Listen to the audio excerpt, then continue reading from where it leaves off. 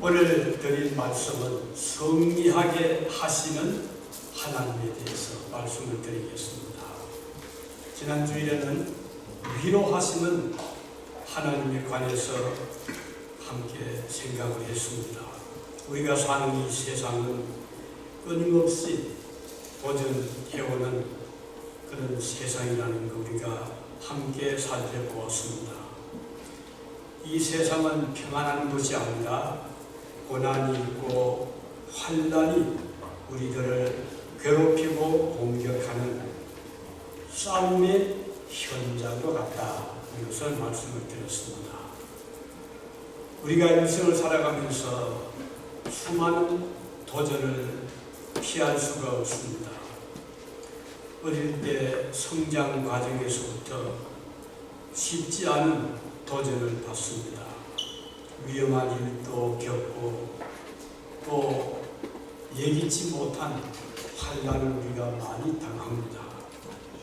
그런 가운데서 우리는 이겨 싸우며 한 걸음 한 걸음 성장하고 또 지금까지 살아왔습니다. 수많은 사고의 위험도 있었고 질병에 시달리기도 했으며 우리 자신과의 끊임없는 싸움을 하면서 우리의 삶이 전개되어 왔습니다.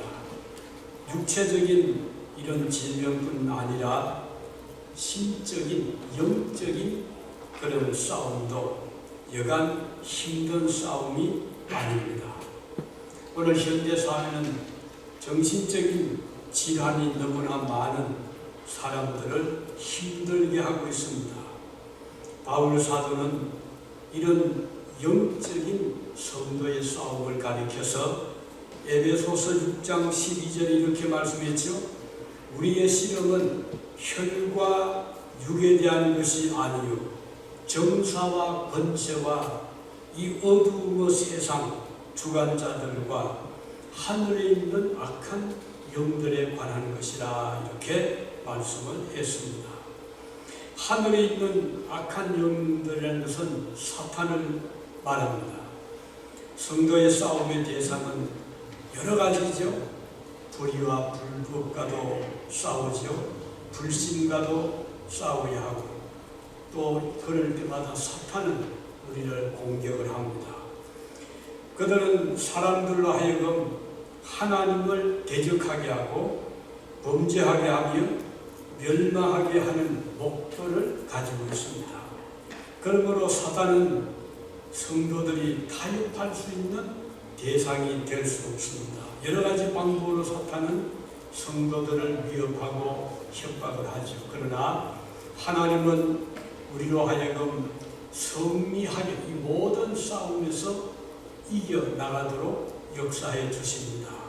승리하게 하시는 하나님에 대해서 그러면 어디에서 우리를 승리하게 하시는가? 죽음에서부터 우리를 이기게 하시는 하나님이십니다. 이 죽음과의 싸움은 피할 길이 없습니다. 한번 태어난 사람은 언젠가는 맞이할 그 죽음이 있습니다. 이 사탄이 우리를 위협하는 강력한 무기는 사망입니다. 그러나 하나님의 성령은 우리에게 생명을 주십니다. 그래서 사탄이 사용하는 사망의 무기와 하나님의 성령이 역사하시는 생명, 이 두 세력은 항상 충돌하고 평생도록 싸웁니다. 그런데 바울 사도는 고린도전서 15장을 본문이죠. 이렇게 말씀합니다. 사망아, 너의 이기는 것이 어디 있느냐? 사망아, 너의 쏘는 것이 어디 있느냐?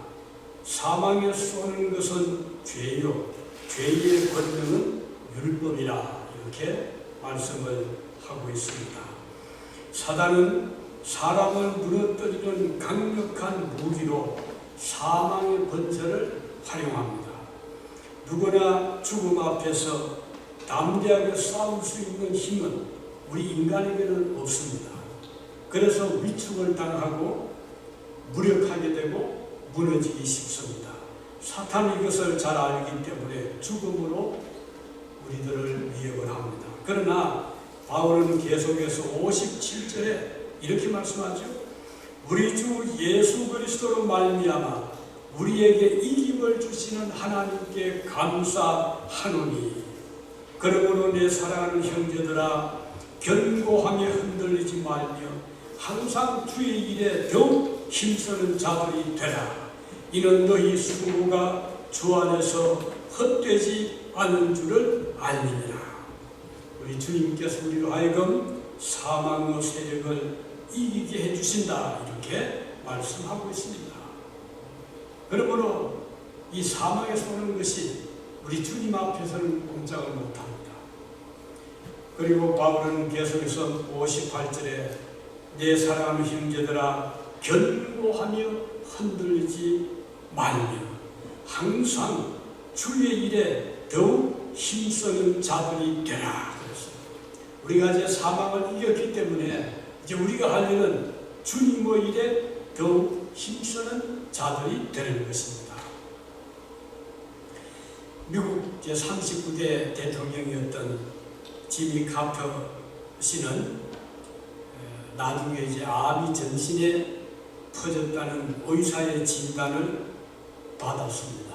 그렇지만 그는 조금도 낙심하지 않고 그는 자신을 평생토록 이끌어 주신 하나님께 감사하면서 자신의 운명은 하나님만이 주관하신다 라고 웃음을 잃지 않고 그는 그 암을 잘 받아들였습니다. 그가 90세의 노령인데다가 이렇게 암이 전신에 퍼진 것을 진단받고서도 슬퍼하거나 낙담하지 않고 오히려 웃음으로 담담하게 받아들일 수 있었던 것은 그의 평소의 믿음에서 나온 결과였습니다. 이렇게 사망의 위험도 하나님의 백성들을 낙심하게 하지 못합니다. 오히려 소망을 더욱 가지고 굳건하게 서게 합니다. 왜냐하면 하나님께서 우리와 함께 하시는 것을 믿기 때문입니다. 죽음에서 승리는 오직 예수 그리스도로부터 오는 것을 우리는 알고 있습니다. 주님께서는 이렇게 말씀했죠. 요한복음 14장 18절에 내가 너희를 고아와 같이 버려두지 아니하고 너희에게로 오리라. 우리 주님께서는 우리를 부모 없는 고아처럼 버려두시지 아니하신다는 약속을 해주셨습니다. 그래서 설령 사망의 세력이 우리를 위협하고 우리를 협박해도 주님께서는 우리를 보호하시는 안전한 대장이 되셔서 사망의 권세와 우리로 하여금 싸워서 승리하게 하시는 것입니다. 요한복음 16장 33절에는 너희로 내 안에서 평안을 누리게 하려 함이라. 세상에서는 너희가 환난을 당하나 담대하라. 내가 세상을 이겼노라. 이렇게 말씀을 하셨습니다. 따라서 이 승리하게 하시는 하나님은 우리로 하여금 사망의 권세에서 죽음의 권세에서 이기게 하시는 하나님이시기 때문에 설령 우리 앞에 어떤 죽음의 위협이 오더라도 우리는 슬퍼하거나 낙담하지 않습니다. 승리하게 하신 하나님 이렇게 죽음에서부터 이기게 하신다. 두 번째는 환난에서부터 승리하게 하십니다.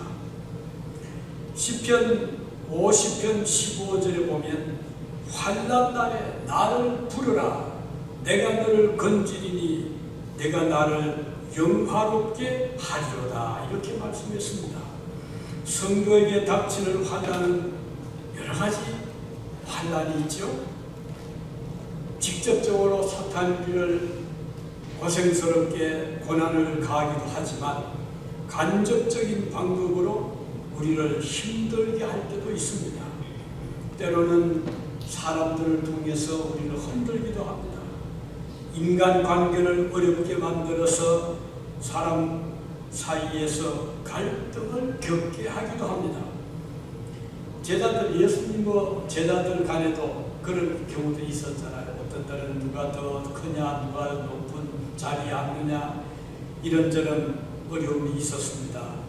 그렇지만 어느 날 주님께서 그 다투는 것을 보시고, 누가 크냐 서로 다투는 것을 보시고 우리 주님께서는 말씀하시기를 너희 중에 누구든지 크고자 하는 자는 너희를 섬기는 자가 되고, 너희 중에 누구든지 어떤이 되고자 하는 자는 모든 사람의 종이 되어야 하리라. 이렇게 주님께서 말씀을 하셨습니다. 이 말씀을 보면 우리가 인간관계에서 승리하는 자는 내 자신을 높이는 자가 아니라 오히려 자신을 낮추는 자, 섬기는 자가 인간관계에서 승리자가 된다는 것을 알 수가 있습니다. 바울 사도는 오늘 본문 57절에서 우리 주 예수 그리스도로 말미암아 우리에게 이김을 주시는 하나님께 감사하노라 이렇게 말씀을 했습니다. 그래서 우리는 여기에서 견고하고 흔들리지 말아라 이런 말씀을 또 주셨습니다. 믿음은 이렇게 반석과 같은 것입니다. 좋은 건물, 튼튼한 건물은 기초를 든든히 하잖아요. 그러면 10년이 가고 100년이 가도 그 집은 흔들리지 않습니다. 기초가 든든하기 때문입니다. 우리의 인생의 집도 마찬가지입니다. 기초가 든든할 때 그 기초를 어디에 두느냐, 모래 위에 둘 수도 있고 진을 위에 둘 수도 있지만 우리의 삶의 기초는 반석 대신 예수 그리스도의 터전에 우리의 삶의 집을 지기 때문에 어떤 환난이 오더라도 우리는 흔들리지 않고, 비가 내리고 또는 바람이 불고 태풍이 와도 우리의 삶의 집은 열어가지 않는 것입니다. 우리 신앙의 반석은 예수 그리스도이십니다.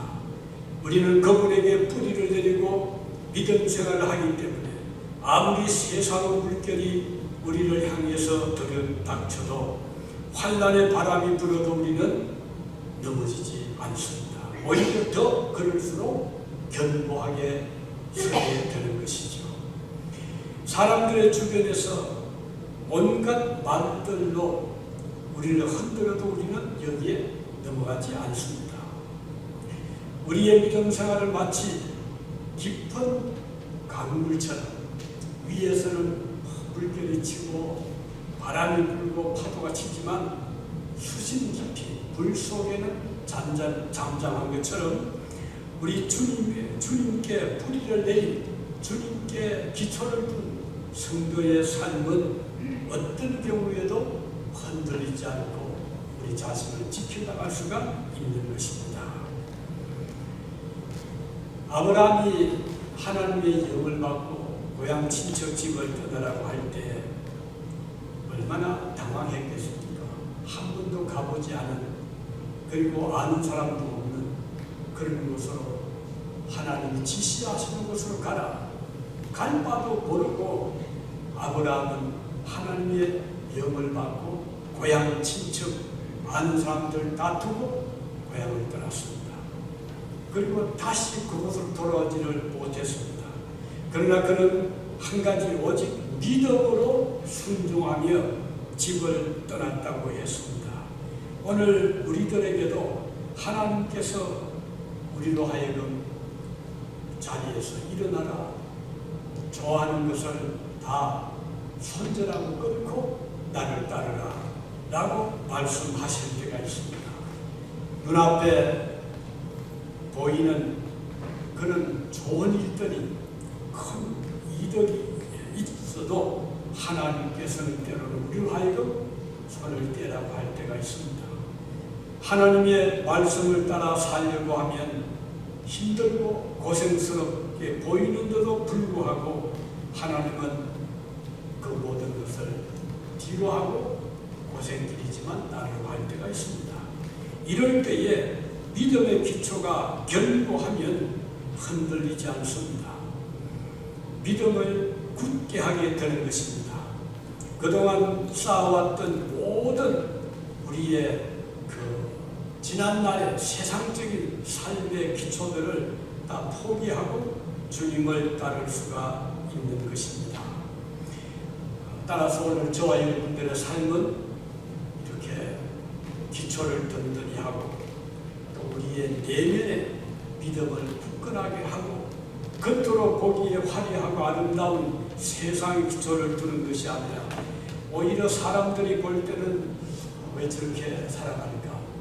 왜 저렇게 가난하게 그러면서 하나님을 붙잡고 살아갈까? 좀 열심히 또는 좀 부정한 방법을 통해서라도 일을 해서 하나님 좀 뒤로 하나님 있는 것을 좀 제쳐놓고 열심히 주일날도 일하고 하고 싶은 대로 그렇게 살면 오히려 행복해 보일 텐데 사람들은 그렇게 생각할 수가 있을 것입니다. 그러나 우리 그리스도인들은 압니다.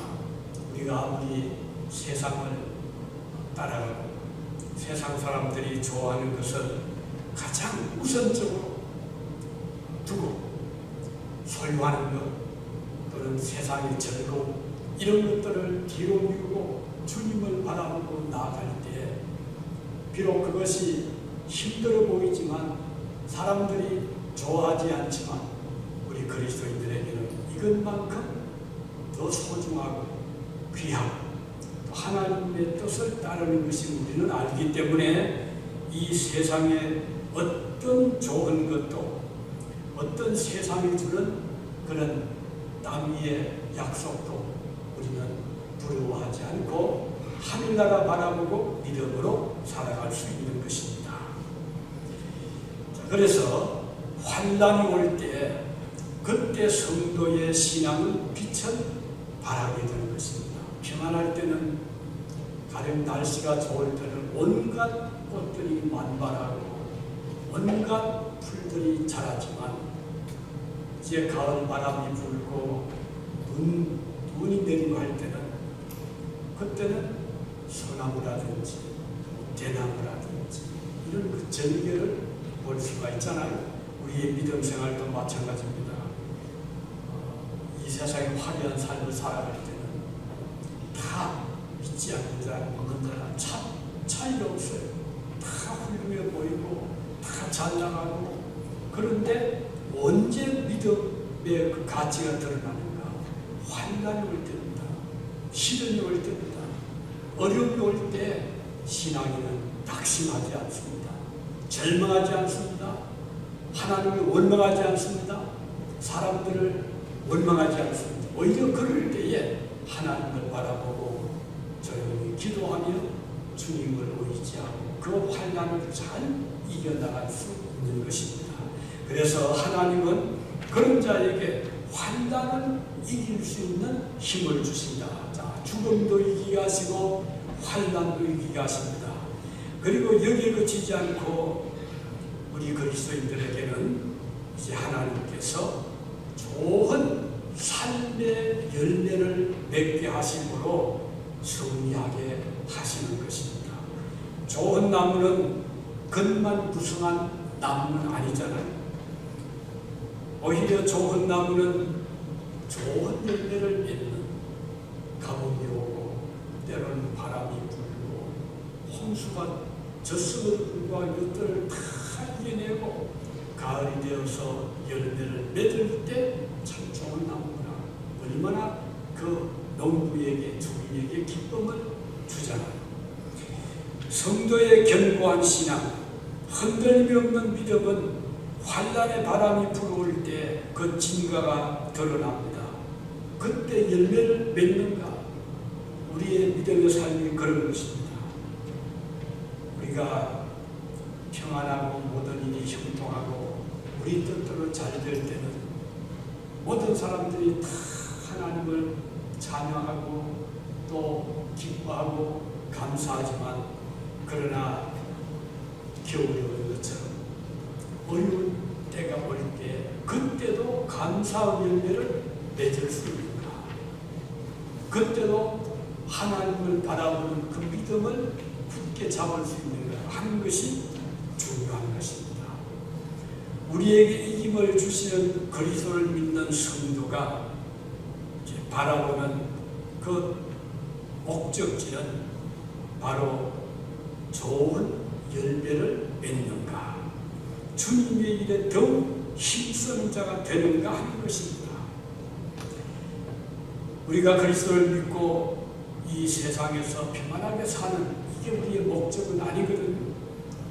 우리의 목적은 오히려 일생을 살 때, 삶의 어떤 마지막 때 어떤 열매를 맺어왔는가, 어떤 선한 일을 해왔는가. 우리가 이 세상을 한평생 살면서 남기는 것이 무엇인가? 물론 열심히 사업해서 큰 재산을 이룰 수도 있고, 또 어떤 업적을 남길 수도 있습니다. 또 자녀를 또 잘 길러서 훌륭하게 세워줄 수도 있습니다. 우리 그리스도인들은 여기에 그치지 않습니다. 하나님을 위해서 주님께서 나를 보내신 뜻을 헤아리면서 하나님이 기뻐하시는 뜻을 이루며 살아왔는가? 하나님의 나라를 위해서 선한 열매를 맺고 있는가? 우리가 자녀들을 잘 기른다는 것은 무엇이죠? 이 세상에서 자녀들이 평안하고 건강하고 행복하게 사는 여기에 더해서 우리의 자녀들도 하나님을 공경하고 하나님을 바라보고 살아갈 수 있는 믿음의 자녀들 우리가 잘 키워나가는가 매우 중요한 것입니다. 이것은 우리 마음대로 할 수는 없지만 자녀들을 위해서 우리는 기도하고 말씀으로 가르치고 이스라엘 백성들이 어린 아이를 가지게 되면 끊임없이 성경을 귀에 읽어주고 기도하고, 그래서 아이들이 제일 먼저 배우는 말이 주님이라는 말이잖아요. 아도나이. 아이들이 수없이 만국에서 신명기 6, 7, 8장을 계속해서 듣고 또 그 만국에서 들음으로써 아이들의 마음속에는 여호와라는 하나님이라는 아도나이라는 그 단어가 마음속 깊이 새겨지게 되는 것입니다. 그렇게 해서 우리가 이 세상을 이제 떠나가게 될 때 우리의 뒤를 이어서 자녀들이 이제 믿음 생활을 하게 되잖아요. 얼마나 좋습니까? 내가 다 읽지 못한 것을 자녀들에게 부탁을 하고, 또 우리 자녀들이 하나님을 우리처럼 또 따라가면서 일생을 살아갈 수 있도록, 그것은 선한 열매 중에 하나라고 볼 수가 있는 것입니다. 그래서 우리가 믿음 생활하면서 우리는 마치 밭에다가 과수를 밭에다가 어린 묘목을 심고 물을 주고 가꾸면서 그 과수가 자라고 성장해서 열매를 맺게 될 때 그 기쁨이 있잖아요. 마찬가지로 저와 여러분들은 넓은 세상이라는 과수에 좋은 믿음의 나무들을 심는, 그것이 자녀가 될 수 있고 가까운 친척이 될 수 있고 이웃이 될 수가 있습니다. 그러면 우리가 심어놓은 그 과수에서 언젠가는 향기로운 열매가 맺게 될 때 그 보람이 얼마나 큰 것인가. 예수님께서 이 땅에 오셔서 하신 가장 귀한 일이 뭘까요? 제자들을 불러서 그들에게 하나님을 알게 하고 말씀을 가르치고, 그리고 자신이 십자가를 지시고 생명을 바쳐주시는 그 제자들이 그 후에 예수님의 그 교훈을 받아들여서 이스라엘 백성들뿐 아니라 이방인들까지 하나님을 전해준 열매를 많이 맺게 했잖아요. 오늘 저와 여러분들도 그 예수님의 삶을 생각하면서 승리하게 하시는 우리 주님의 능력을 덧입어서 이 땅에 살 동안에 좋은 열매를 많이 맺어나가는 이런 삶이 되기를 위해서 기도하시기를 바랍니다. 이제 말씀을 맺겠습니다. 승리하게 하신 하나님은 죽음으로부터 우리를 이기게 하신다. 우리는 죽음을 두려워하지 않습니다. 우리는 아무리 나이가 많든 적든 주님이 부르실 때 우리는 기쁘게 주님 앞에 설 수 있기 때문에 죽음을 이기게 하시는 하나님. 그리고 두 번째는 이 세상에 살면서 환난 우리가 많이 이제 받잖아요. 겪잖아요. 고통도 고난도 시련도 연단도 또 비판도 받지만 그러나 이 모든 환난 중에서도 이기게 하시는 그것을 극복하게 하시는 우리 하나님이 계시기 때문에 승리를 하는 것입니다. 그리고 이제 마지막으로 좋은 열매를 맺게 하시는 여러 가지 조건이 때로는 좋지 않을 수가 있죠. 너무 더울 수도 있고 너무 추울 수도 있고 바람이 불 수도 있고 하지만 이 모든 환경을 극복하면서 우리는 믿음의 좋은 열매를 맺어나가는 특히 우리가 교회를 받들어 섬기면서 교회 끊임없는 이런저런 시련들이 닥쳐오거든요. 그렇지만 우리는 거기에 낙심하지 않고 절망하지 않고 최선을 다해서 열매를 맺는 우리 교회가 되기를 우리는 열심히 기도하면서 우리 자신들이